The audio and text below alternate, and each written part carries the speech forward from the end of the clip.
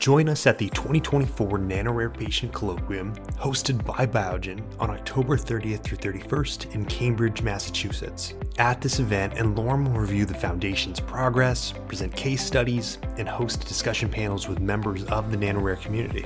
You'll also have the opportunity to connect with supporters, physicians, advocates, and, of course, patients and their families. We hope to see you there. Visit n-Lorem.org to register today.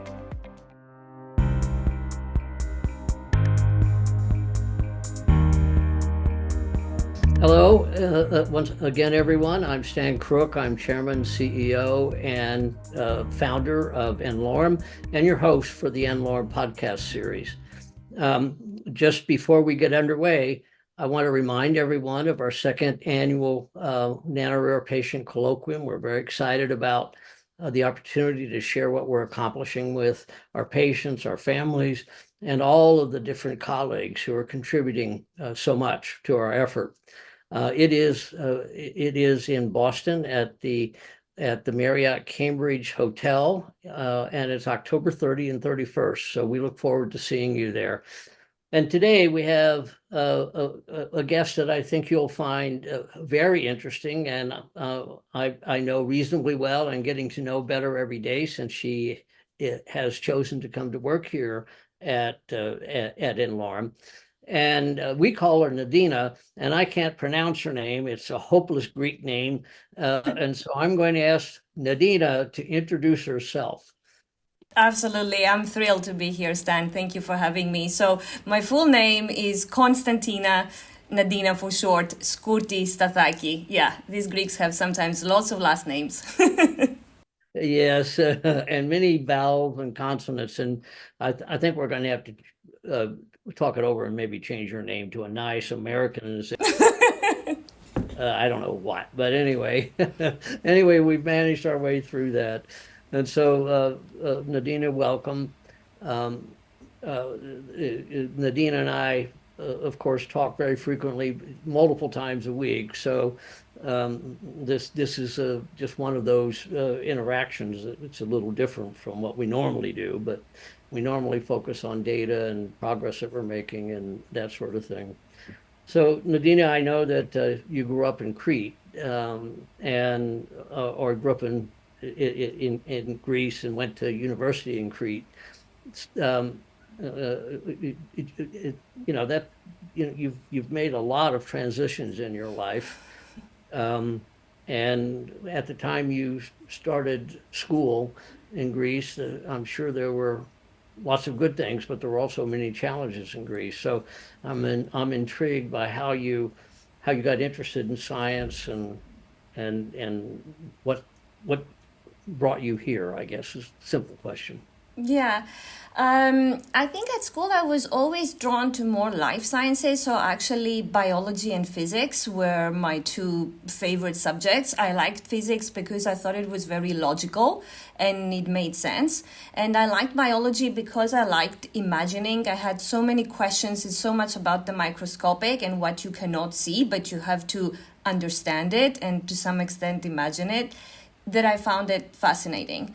And when the time came for me to choose where I would go to, university, I was like, no, I think I'm going to go for biology, not for physics. I think I have more questions unanswered in biology than in physics. So I chose biology, and at the time, I liked more the molecular side of it. And Athens at the time was more zoology and plants and things like that, aspects of biology, whereas Crete was more biochemistry and molecular biology, and they had a very, at the time, new built institute there. So I thought, okay, I will go to Crete, I will go to Heraklion. And there, so it was a general degree of biology, but with more focus on molecular biology and biochemistry. And I got into an internship program at the time where I was on my second year or something of my course. And there I started working in a lab, and the lab was about transcription in yeast. So this is where I started, like at the age of 18, I think, got acquainted with RNA. And I found it fascinating how, it can be transient, it can be versatile, it can, it's the intermediate between the big guys, right, the DNA and the protein.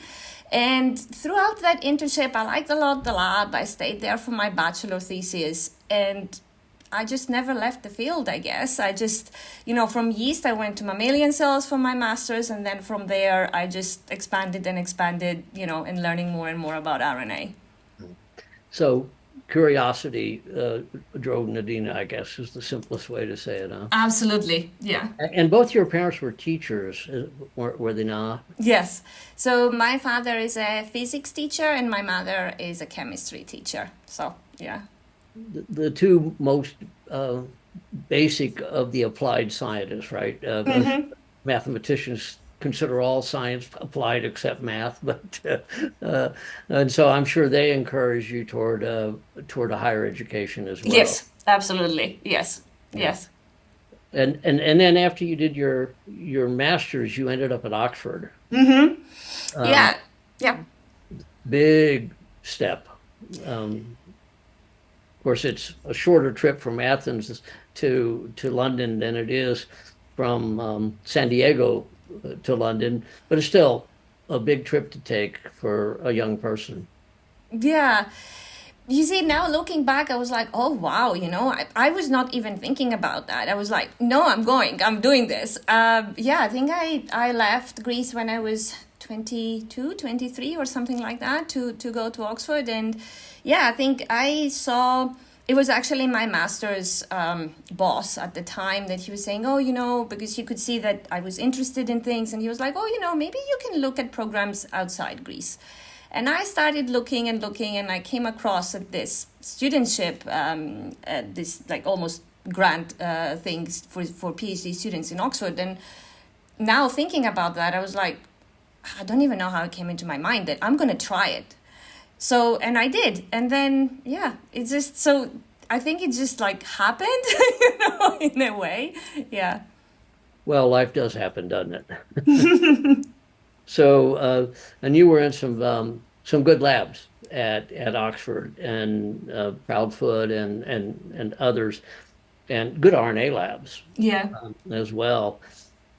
And I guess it there was where you first encountered R loops and RNase-H and all that sort of thing, right? Yes, all these super cool, fascinating things. Exactly. It was in my PhD that, I got to meet RNA DNA hybrids, and maybe the second or the first best enzyme in the world, right? RNase H1, maybe the second best RNA polymerase 2.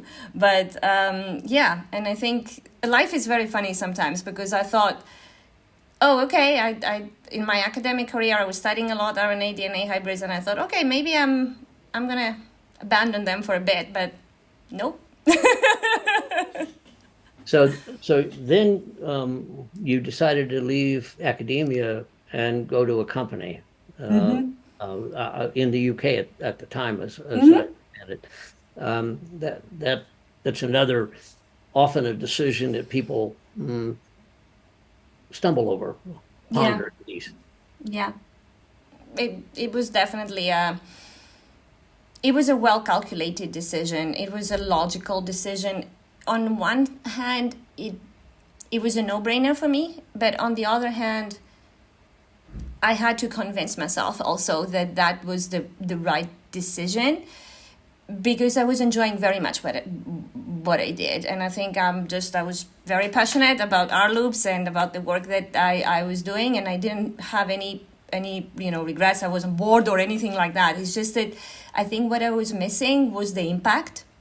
I think what I was missing was waking up every day and thinking, I'm doing this because of that. And the so what. And I think this is, my curiosity was definitely, if we were to say that the two things that drive me are curiosity and impact, my curiosity was definitely full on, but the impact is what I started missing. And I think this is what drove me to the decision to leave academia.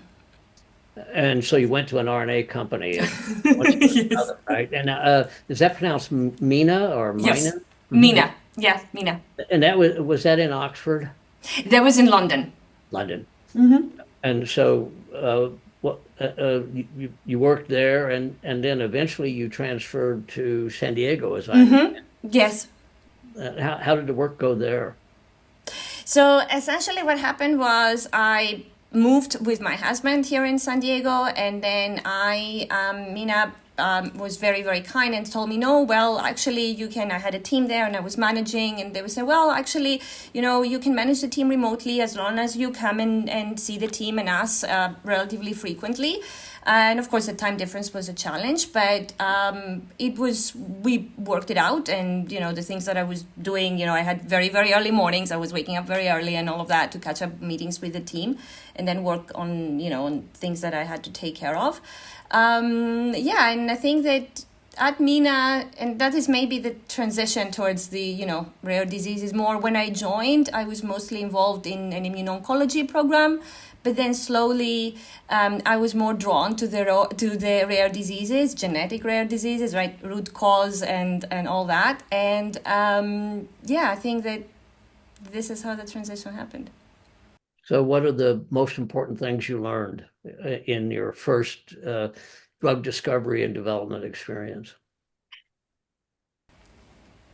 I definitely learned that the impact and the so what is a very important thing, that this is what drives decisions. I also learned that it is a very different mindset from academic research, that there are times that you will have some questions that they are unanswered, but unless these questions are the ones that you need the answers to make a decision, you need to let go and move on.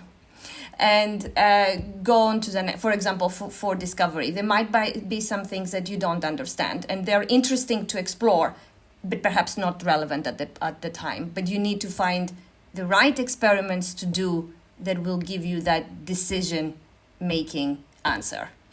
I think it's more specific, focused, and also I think you need to be not necessarily an expert, but I think you need to have. I find myself that I know more things about different things, because you need to know a lot of different things to help you in these decisions and being, rational and reasonable and all of that, rather than just have a lot of expertise on one particular subject. And you were very comfortable at Mina, and yet you decided to leave what sounded like a comfortable spot to come to n-Lorem, a new nonprofit with an impossible set of dreams, really.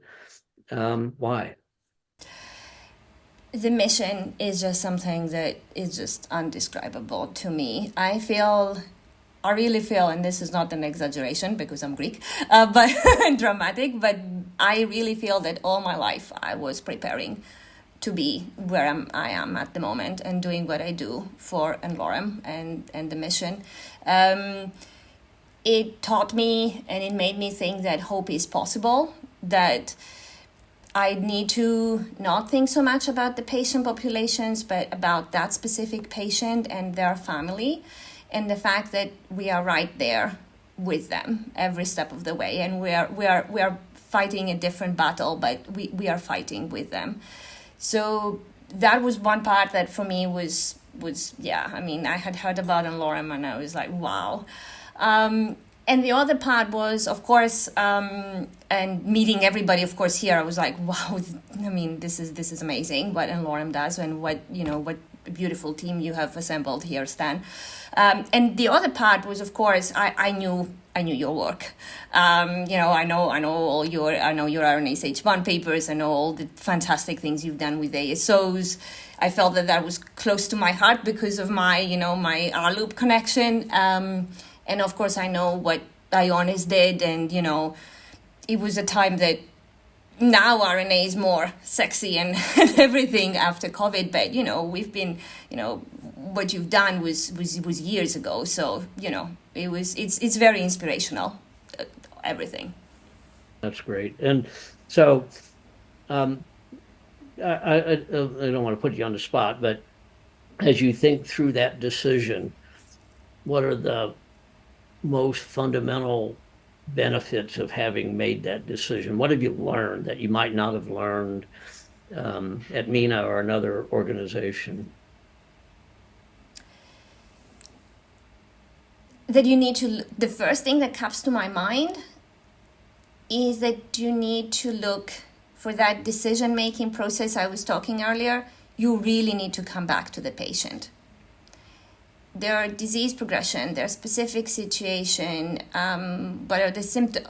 This, I believe, and because the process for NanoRare is very different to what, for example, I was used as overseeing discovery programs at Mina, you really need to look at the whole picture. It's a full circle. It's not just fragmented. That, inevitably, if you have, a biotech company, even a startup biotech company, a small biotech company like Mina, you still have this more fragmentation of discovery. You have the clinical development, ClinOps, and all that. Now it's the full thing that you're seeing, and I'm just learning so much. It's like I'm like a sponge, every day. It's just it's a new thing every day. I think this is something that you can't learn, or it's difficult to learn in a commercial biotech. I think what I want to do now, Nadina, is actually, at a high level, talk about the work you do every day and the challenges that are associated with ASO design, ASO discovery, whether it's for a single patient or whether, especially if it's a single patient, how you have to be even more precise than perhaps if you were developing an ASO for a broad patient population. Yes, it is absolutely. It's a very rewarding work, but at the same time, as you said, it is a very challenging one with very specific steps that I think that, connecting these dots, that's where I think experience of every step comes into play. And this is why it's so important to have that every step of the way. Now, if we were to talk more about the steps, the very first step is, at least for me and the work that I do every day, is as soon as a patient case is accepted through n-Lorem, what we do is I just see briefly the case. I just know what is the ASO strategy that we're going to go for, if it is an RNase H1 ASO, if it is a splicing ASO. And then I coordinate, study a little bit the gene, how the gene is expressed, what are the best cells that we're going to do the screening on. So this is what I kind of coordinate, which are they fibroblasts, are they APACs, are they neurons, what do we need, and this is something we get from the physician. And really the core of where the discovery starts is essentially the whole genome sequencing. And this is, I think, a part that is, for example, speaking about differences before, this is different, right? Because to patient population, because this specific whole genome sequencing is about this particular patient. We need to look at their polymorphism without me going into too many details. Single nucleotide polymorphism, seeing their pathogenic mutation, seeing their non-pathogenic variations, and these are essentially the spots where we're going to design these ASOs. So that step is crucial. And we have a very experienced team here where we, as soon as we get this whole genome sequencing data in, we assess them. Firstly, we see how many SNPs we have. Do we have any go, no-go decisions at any stage? If everything is good, then it goes through our normal discovery pipeline. We start designing these ASOs. We put the chemistry in and we order. And this is the most crucial, I think, step. It's the very beginning, but it's a very crucial one, and this is a one that differentiates also what we do versus what a rare disease biotech would do, for example. And after this step, and of course the more, and this knowledge is transferable, so the more, because now we have so many patients, every time, we get this whole genome sequencing data, we apply it to the next and the next and the next, and we learn so much. The next step then is we develop all the tools. So we order the ASOs. In the meantime, as I had mentioned before about the cells arrive at the n-Lorem lab. We start culturing them, we start banking them, we put them, let's say, in a stage that they are ready for screening. And in the meantime, we also start developing all the tools that we need for the discovery and to really assess Depending on the strategy for the ASO, I'm going to speak about RNA-H1 ASOs in particular. The readout that we want to see is we want to have a very allele selective ASO, so we want to reduce the mRNA levels of the pathogenic allele, whereas keeping as steady as we can the wild type. In order to do that, we have our tools, and we have a toolbox where we essentially have primer probes that they are very specific for each allele. And for that, it's not an easy, and every case is completely different, but sometimes it's very challenging to actually find something that, and this is, I think, where experience and expertise comes in, to find a set that we are very comfortable with. It has passed all our QC, and we know that this is exactly what is going to give us the best readouts. And then we have to make the judgment about whether it's good enough. And that, and of course, we have formal systems to do that. How have you found those processes? I think that and this is the first thing that comes to my mind. I think you really are enabling and really inspiring a transparency system, which I think that I personally value a lot. And I think that this is something that is very also refreshing and nice. So we all get together, and this is like open to actually all employees, where we make these decisions of like, is this ASO, as you said, good enough for this program? That is essentially, we collect all the data, and there we see the data, and where they have led us, and what are the options that we have or not sometimes. And then we need to make the decisions of, do we continue? How do we continue? Do we need more research experiments to lead us the way? Or is there no way at this moment in time? Well, and we are fortunate to have such a great team, and a great team in your lab as well. Before we leave what you do every day, I thought maybe a minute on some of the basic research that we are also doing on ASO mechanisms, on various programs that require basic research. Mm-hmm. I will start with the first one on allele selectivity, because this is such a crucial, as I said at the beginning, having an ASO that is very allele selective is really crucial for RNA-H1 ASOs. So obviously, everything we can do from fundamental research, mechanistic ASO research, to really improve this process is going to be advantageous for any program, really, for any program. So we have a program that we essentially focus on establishing ways of enhancing this allele selectivity that has built on from the work that you've done at Ionis, and now we are expanding this in order to be able to use it directly to discovery. This is one aspect. The other aspect is, of course, sometimes we can have ASOs that they are, pro-inflammatory, and they have an inflammatory response. And of course, the more that we learn about this response, the more this we can incorporate into our design, and essentially build and design ASOs that they are safest from the get-go. And so we also have a research program that focuses on that, on us understanding. And I think the goal here for all the mechanistic programs is the more you understand the fundamentals of how ASOs work, the more you can complete the circle on the design and discovery, and the better and safest, longest in duration ASOs you will make. So this is the mindset that we have. I share your excitement about all that, and you and I share that every week. So it's been a passion of mine now for almost 35 years. So I'm glad to share it with you. Thank you for all that. I suppose I should close by seeing if there's any question that I haven't asked that you wish I had. Why antisense? Why antisense? Well, that's a long conversation, long ago. But it certainly had to do with finding a means of making new medicines that would be vastly more efficient and make better medicines than the technologies that were available at the time. And so it's that effort, founding Ionis and persevering through all the challenges that we faced, certainly is one of the great experiences that anyone could have, certainly a great experience for me.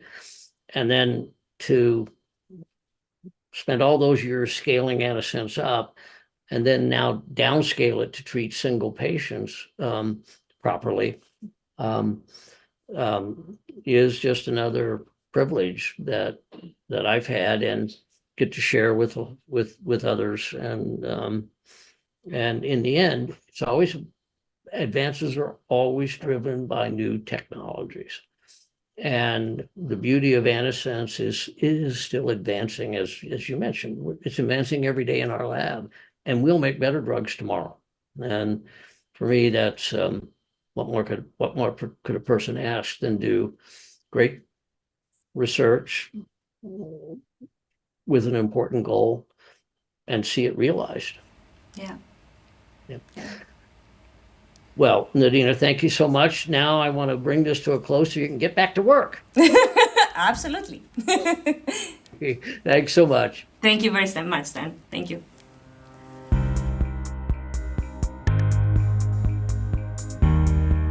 n-Lorem is a nonprofit committed to discovering and providing personalized experimental treatments for free, for life, to patients with genetic diseases that affect 1 to 30 patients worldwide, referred to by n-Lorem as nano-rare.